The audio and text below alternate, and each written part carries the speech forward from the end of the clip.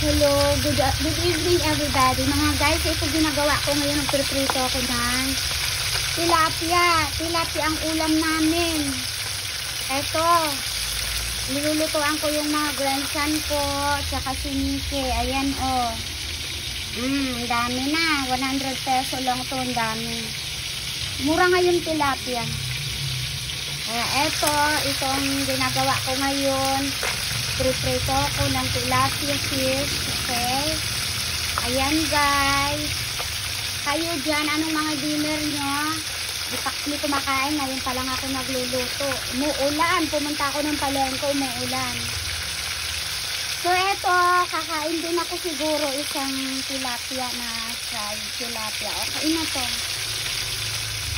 Hindi ako kumakain ng rice. So eto guys, pinakita ko lang sa inyo. Ang lalaki pa oh.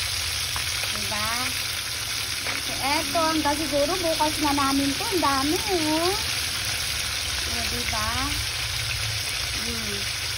So, eto, guys, hindi talaga ako nakakapag-create ng marami ngayon. Dami kong gawain dito, guys. Okay? Pero, matapos ko rin to pag, makapag-create na ako ng mga 5 or marami pa.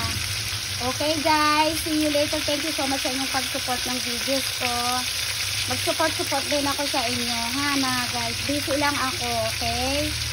Salamat sa inyo.